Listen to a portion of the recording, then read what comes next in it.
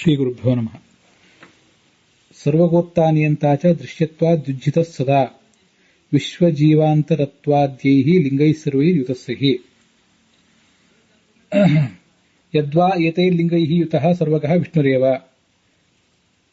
ತೇಷಾಂ ಲಿಂಗಾನಾಂ ಭಾಷ್ಯೋಕ್ತವಾಕ್ಯೈಃ ವೈಷ್ಣವತ್ವ ಪ್ರಸಿದ್ಧೇಃ ಇತಿ ಹೇ ಅರ್ಥಃ. ಈ ಹಿಂದೆ ತತ್ವಮಂಜರಿಯ 68ನೇ ಗದ್ಯ ಭಾಗದಲ್ಲಿ ಲಿಂಗೈ ಸರ್ವೇ ಯುತಸ್ಯ ಹಿ, ಈ ಸರ್ವಗೋತ್ತಾನಿಯಂತಾಚ ಅಂತೇನು ಅಣುಭಾಷ್ಯದ ಮೊದಲನೇ ಅಧ್ಯಾಯದ 4ನೇ ಶ್ಲೋಕ ಇದೆ. ಅಲ್ಲಿ ಲಿಂಗೈ ಸರ್ವೇ ಯುತಸ್ಯ ಹಿ ಅಂತ ಕೊನೆಗಿದೆ. ಆ ಪರಮಾತ್ಮನೇ ಎಲ್ಲಾ ಲಿಂಗಗಳಿಂದಲೂ ಕೂಡಿದ್ದಾನೆ ಅಂತ. ಅಲ್ಲಿ ಯಾವ ಲಿಂಗಗಳು ಅಂದ್ರೆ ಸರ್ವಗತ್ವ ಲಿಂಗ, ಅತೃತ್ವ ಲಿಂಗ, ನಿಯಂತೃತ್ವ ಎಂಬ ಲಿಂಗ, ದೃಶ್ಯತ್ವ ದ್ಯುಜಿತತ್ವ ಎಂಬ ಲಿಂಗ, ಮತ್ತೆ ಎಲ್ಲಾ ಜೀವಿಗಳಿಗೂ ಅಂತರಂಗದಲ್ಲಿದ್ದು ನಿಯಾಮಕನಾಗಿರುವ ಲಿಂಗ ಅಂತ ಹೀಗೆಲ್ಲ ಅದಕ್ಕೆ ಅರ್ಥ ಹೇಳಿದ್ದಾರೆ. ಮತ್ತೆ ವಿಷ್ಣುವೇ ಈ ಎಲ್ಲಾ ಲಿಂಗಗಳಿಂದ ಕೂಡಿದಾನೆ. ಸರ್ವಭೂತ ದೇಹ ಹೃದಯ ಗುಹಾಗತಃ ಸಹ ಪ್ರಾಕ್, ಸರ್ವಗಃ ಎಲ್ಲಾ ಕಡೆ ವ್ಯಾಪ್ತನಾಗಿರುವಂತಹ ಸರ್ವಭೂತ ದೇಹಗಳಲ್ಲಿರುವಂತಹ ಆ ವಿಷ್ಣು, ಆ ದೇವತೆ ಯಾರು ಅಂದ್ರೆ ಪ್ರಾಕ್ ತತಮತ್ವೇನ ಉಕ್ತ. ನಾನು 68ನೇ ಗದ್ಯ ಭಾಗದಲ್ಲಿರೋ ವಾಕ್ಯಗಳನ್ನು ನೋಡ್ತಿದ್ದೇನೆ. ಎಲ್ಲಾ ಕಡೆ ವ್ಯಾಪ್ತನಾಗಿದ್ದಾನೆ ಅಂತ ಹೇಳಲ್ಪಟ್ಟಂಥವನು ಯಾರು ಅಂದ್ರೆ ವಿಷ್ಣುವೇ. ನತು ಆದಿತ್ಯ ಸರ್ವೇ ಜೀವಾಹವ. ಹೀಗೆ ಒಂದು 3-4 ಗುಣಗಳು ಎಲ್ಲವನ್ನು ಕೂಡ ಇಟ್ಕೊಂಡಿದ್ದಾರೆ ಅಲ್ಲಿ. ಸರ್ವಗತ್ವ ಗುಣ, ಸರ್ವಭೂತ ಹೃದಯ ನಿವಾಸಿಯಾಗಿರುವಂತಹ ಗುಣ, ಈ ಎಲ್ಲ ಗುಣಗಳಿಂದ ಕೂಡಿದವನು ಯಾರು ಅಂದ್ರೆ ಪ್ರಾಕ್ ತತಮತ್ವೇನ ಉಕ್ತ. ಹಿಂದೆ ಯಾರು ತತಮ ಎಂಬುದಾಗಿ ವರ್ಣಿಸಲ್ಪಟ್ಟಿದ್ದಾನೋ ಆ ವಿಷ್ಣುವೇ ಈ ಸರ್ವಗತ್ವ ಮತ್ತು ಸರ್ವಭೂತ ಹೃದಯತ್ವ, ಸರ್ವಭೂತ ಹೃದಯ ಗುಹಾಗತತ್ವ ಅನ್ನುವ ಗುಣಗಳಿಂದ ಕೂಡಿದ್ದಾನೆ ಅಂತ ಅರ್ಥ ಮಾಡಿದ್ರು ಹಿಂದೆ. ನತು ಆದಿತ್ಯ ಸರ್ವೇ ಜೀವಾಹವ. ಹೊರತು ಈ ಗುಣಗಳಿಂದ ಕೂಡಿದವರು ಯಾರೋ ಆದಿತ್ಯನೋ ಜೀವನೋ ಅಲ್ಲ. ಹಿ ಅನ್ನೋದಕ್ಕೆ ಹೇತು ಅಂತ ಅರ್ಥ ಮಾಡಿದ್ದಾರೆ. ಏನು ಹೇತು ಅಂದ್ರೆ ಆ ಮುಂದೆ ಏತಮೇವ ಬ್ರಹ್ಮ ಅಶರೀರ ಪ್ರಜ್ಞಾತ್ಮ ಇತ್ಯಾದಿ ವೇದವಾಕ್ಯಗಳಲ್ಲಿ ತೋರಿಸಿರುವಂತಹ ಹೇತುಗಳು. ಆ ಹೇತುಗಳ ಮೂಲಕ ಸರ್ವಗತ್ವ, ಸರ್ವಭೂತ ದೇಹ ಹೃದಯ ಗುಹಾವಾಸಿತ್ವ ಇತ್ಯಾದಿ ಗುಣಗಳಿಂದ ಕೂಡಿದವನು ಈ ವಿಷ್ಣುವೇ ಅಂತ ಹೇಳಿದರು. ಈಗ ಏತೈಹಿ ಲಿಂಗೈಹಿ, ಈ ಎಲ್ಲಾ ಲಿಂಗಗಳಿಂದಲೂ ಕೂಡಿದಂತಹ ವ್ಯಕ್ತಿ ಯಾರು? ಸರ್ವಗಃ ವಿಷ್ಣುರೇವ. ಎಲ್ಲಾ ಗುಣಗಳಿಂದಲೂ ಕೂಡಿದಂತಹ ಸರ್ವಗತನಾದಂಥವನು ವಿಷ್ಣುವೇ ಆಗಿದ್ದಾನೆ. ಯಾಕೆಂದ್ರೆ ಆ ಎಲ್ಲಾ ಲಿಂಗಗಳು ಕೂಡ ದೃಶ್ಯತ್ವ ದ್ಯುಜಿತತ್ವ ಮೊದಲಾದ ಎಲ್ಲಾ ಲಿಂಗಗಳು ಕೂಡ ಎಂಥ ಲಿಂಗಗಳು? ಭಾಷ್ಯೋಕ್ತ ವಾಕ್ಯೈಹಿ ವೈಷ್ಣವತ್ವ ಪ್ರಸಿದ್ಧೇಹೇ. ಭಾಷ್ಯದಲ್ಲಿ ಬಂದಂತಹ ವೇದವಾಕ್ಯಗಳಿಗೆ ಅನುಸಾರವಾಗಿ ಅವೆಲ್ಲವೂ ಕೂಡ ವಿಷ್ಣುವಿನಲ್ಲೇ ಇವೆ ಅಂತ ಪ್ರಸಿದ್ಧಿಯಾಗಿದೆ. ಇತಿ ಹೇ ಅರ್ಥ. ಈ ಕಾರಕ್ಕೆ ಆ ಅರ್ಥ. ದೃಶ್ಯತ್ವಾದ್ಯುತ ಸಹಿ ಅನ್ನೋಲ್ಲಿ ಹಿ ಅನ್ನೋದಕ್ಕೆ ಆ ಅರ್ಥ ಆಗ್ತದೆ. ವಸ್ತುತಃ 68ನೇ ಆ ಗದ್ಯ ಭಾಗದ ಆರಂಭದಲ್ಲಿ ಬಂದದ್ದಕ್ಕೂ ಯದ್ವಾ ಅಂತ ಇಲ್ಲಿ ನಾವು ನೋಡ್ತಿರುವುದಕ್ಕೂ ವ್ಯಾಖ್ಯಾನದ ದೃಷ್ಟಿಯಿಂದ ಮಾತ್ರ ಸ್ವಲ್ಪ ವ್ಯತ್ಯಾಸ. ಆಚಾರ್ಯರ ವಾಕ್ಯವನ್ನ ಅರ್ಥ ಮಾಡಿಕೊಳ್ಳುವ ದೃಷ್ಟಿಯಲ್ಲಿ ಮಾತ್ರ ವ್ಯತ್ಯಾಸ. ಪ್ರಮೇಯದಲ್ಲಿ ಏನೂ ವ್ಯತ್ಯಾಸ ಇಲ್ಲ. ಇಲ್ಲಿ ಹೇಳ್ತಿರೋದು ಎಲ್ಲಾ ಗುಣಗಳಿಂದಲೂ ಕೂಡಿದಂತಹ ವ್ಯಕ್ತಿ ಯಾರು ಅಂದ್ರೆ ವ್ಯಾಪ್ತನಾದ ವಿಷ್ಣುವೇ. ಸರ್ವಗಃ ವಿಷ್ಣುರೇವ. ಸರ್ವಗತನಾದ ವಿಷ್ಣುವೇ ಏತೈಹಿ ಲಿಂಗೈಹಿ ಯುತಃ, ಎಲ್ಲಾ ಲಿಂಗಗಳಿಂದಲೂ ಕೂಡಿದ್ದಾನೆ. ಅಲ್ಲಿ ಏತೈಹಿ ಲಿಂಗೈಹಿ ಅಂತ ಅರ್ಥ ಮಾಡುವಾಗ ಆ ಸರ್ವಗತ್ವ ಅಂತ ಅನ್ನೋದೊಂದನ್ನ ಬಿಡಬೇಕು. ಆ ಒಂದು ಗುಣಗಳನ್ನು ಬಿಟ್ಟು ಉಳಿದೆಲ್ಲಾ ಗುಣಗಳಿಂದ ಕೂಡಿದವನು ಸರ್ವಗತನಾದ ವಿಷ್ಣು. ಯಾಕಂದ್ರೆ ಸರ್ವಗತ ಅಂತ ಅನ್ನೋದನ್ನ ಆ ವಿಷ್ಣುವಿನ ಜೊತೆಗೆ ಸೇರಿಸಿದ್ದಾರೆ ಈಗ ಯದ್ವಾ ಎಂಬಲ್ಲಿ. ಹಿಂದೆ ಸರ್ವಗತ್ವ, ಸರ್ವಭೂತ ಹೃದಯತ್ವ ಈ ಎಲ್ಲಾ ಗುಣಗಳಿಂದ ಕೂಡಿದವನು ಅಂತ ಹೇಳಿ ಅವನ್ನೆಲ್ಲ ಆ ಸರ್ವಗತ್ವವನ್ನು ಕೂಡ ಅಲ್ಲೇ ಸೇರಿಸಿದ್ದಾರೆ. ಆದ್ದರಿಂದ ಪ್ರಮೇಯದ ದೃಷ್ಟಿಯಿಂದ ಇದರಲ್ಲಿ ಏನು ವ್ಯತ್ಯಾಸ ಇಲ್ಲ. ಆ ವಾಕ್ಯವನ್ನ ವ್ಯಾಖ್ಯಾನ ಮಾಡಿಕೊಳ್ಳುವ ದೃಷ್ಟಿಯಿಂದ ಮಾತ್ರ ಸ್ವಲ್ಪ ವ್ಯತ್ಯಾಸ ಇದೆ.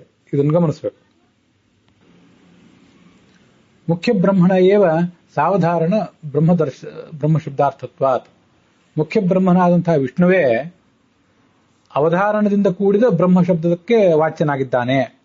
ಏತಮೇವ ಬ್ರಹ್ಮ ಎಂಬಲ್ಲಿ ಏವ ಎಂಬುದು ಒಂದು ಅವಧಾರಣ. ಈ ಅವಧಾರಣದಿಂದ ಕೂಡಿದಂತಹ ಬ್ರಹ್ಮ ಯಾರು ಅಂದ್ರೆ ಮುಖ್ಯನಾದಂತಹ ಪರಮಾತ್ಮನೇ. ಅನ್ಯಸ್ಯ ಮುಖ್ಯತ್ವೇ ಅಸ್ಯ ಅಮುಖ್ಯತ್ವೇವ. ಬೇರೆ ಯಾರೋ ಸೂರ್ಯನನ್ನು ಮತ್ತೆ ವಾಯುವನ್ನು ಇಂಥವ್ರು ಯಾರೋ ಒಬ್ಬರನ್ನ ನಾವು ಮುಖ್ಯರು ಅಂತ ಒಂದು ವೇಳೆ ಹೇಳಿಬಿಟ್ಟರೆ, ಸೂರ್ಯ ಜೀವ ಮೊದಲಾದ ಯಾರನ್ನೋ ಮುಖ್ಯ ಬ್ರಹ್ಮ ಅಂತ ಹೇಳಿಬಿಟ್ರೆ, ಮತ್ತೆ ಈ ವಿಷ್ಣುವನ್ನು ಅಮುಖ್ಯ ಅಂತ ಹೇಳಿಬಿಟ್ರೆ, ಆಗ ಏತಮೇವ ಬ್ರಹ್ಮೇತ್ಯಾಚಕ್ಷತೆ ಅನ್ನುವ ಉಪನಿಷದ್ ವಾಕ್ಯ ಹೊಂದುತ್ತಿರಲಿಲ್ಲ. ಸರ್ವೇಷು ಭೂತೇಷು ಏತಮೇವ ಬ್ರಹ್ಮೇತ್ಯಾಚಕ್ಷತೆ, ಎಲ್ಲಾ ಜೀವರಲ್ಲಿ ಎಲ್ಲಾ ಭೂತರಲ್ಲಿಯೂ ಕೂಡ ಇವನೇ ಮುಖ್ಯ ಬ್ರಹ್ಮನಾಗಿದ್ದಾನೆ ಅನ್ನುವ ಹೇಳಿಕೆ ಹೊಂದದೇ ಇರಬೇಕಾಗಿತ್ತು. ಇತ್ಯಸ್ಯ ಅಯೋಗಾತ್ ಅಶ್ರುತತ್ವಾತ್ ಇತ್ಯೇತದಪಿ ಏವಂ ಧ್ಯೇಯಂ. ಅಶ್ರುತತ್ವ ಮೊದಲಾದ ಗುಣಗಳ ಬಗ್ಗೆಯೂ ಕೂಡ ಹೀಗೆ ನಾವು ವ್ಯಾಖ್ಯಾನ ಮಾಡಬೇಕು. ಅಶ್ರುತತ್ವಾದಿಗಳು ಹೊಂದದೇ ಇರಬೇಕಾದಿತ್ತು ಅಂತರ್ಥ. ಯಾರನ್ನೋ ಜೀವನನ್ನೋ ಮತ್ತೆ ಯಾರನ್ನೋ ಮುಖ್ಯವನ್ನಾಗಿ ನಾವು ಇಲ್ಲಿ ಇಟ್ಕೊಂಡ್ಬಿಟ್ರೆ, ಪರಮಾತ್ಮನ ಮುಖ್ಯ ಅಂತ ಪರಿಗಣಿಸದೆ ಹೋದ್ರೆ ಈ ಜೀವ ಅಶ್ರುತ ಹೇಗೆ, ಅಮತ ಹೇಗೆ, ಅಜ್ಞಾತ ಹೇಗೆ ಅನ್ನುವ ಪ್ರಶ್ನೆಗೆ ಉತ್ತರ ಇಲ್ಲದಂತಾಗ್ತದೆ. ಪೂರ್ಣವಾಗಿ ತಿಳಿಯಲ್ಪಡದೇ ಇದ್ದವನು, ಕೇಳಲ್ಪಡದೇ ಇರುವಂತಹ ವ್ಯಕ್ತಿ ಅಂದ್ರೆ ಪರಮಾತ್ಮ ಮಾತ್ರ ಅಂತ ವಿಷ್ಣುವಾದರೆ ಅದನ್ನು ಹೊಂದಿಸಬಹುದು. ಬೇರೆಯವರಿಗೆ ಅದನ್ನ ಹೊಂದಿಸ್ಲಿಕ್ಕೆ ಬರೋದಿಲ್ಲ ಅಂತ ಅದರ ಅಭಿಪ್ರಾಯ. ಈ ಬ್ರಹ್ಮಸೂತ್ರ ಭಾಷ್ಯದ 1ನೇ ಅಧ್ಯಾಯದ 2ನೇ ಪಾದದ 1ನೇ ಸೂತ್ರವನ್ನು ಈ ಹಿಂದೆ ನಾವು ನೋಡಿ ಮುಗಿಸಿದ್ದೀವಿ. ಸರ್ವತ್ರ ಪ್ರಸಿದ್ಧೋಪದೇಶಾತ್ ಅಂತ. ಬ್ರಹ್ಮ ಎಂಬ ಶಬ್ದ ಎಲ್ಲಾ ಕಡೆ ವಿಷ್ಣುವಿನಲ್ಲೇ ಪ್ರಸಿದ್ಧವಾಗಿದೆ. ಅದನ್ನು ಪ್ರಯೋಗ ಮಾಡಿರುವುದರಿಂದ ಇಲ್ಲಿ ಬ್ರಹ್ಮ ಅಂದ್ರೆ ವಿಷ್ಣುವೇ ಅಂತ.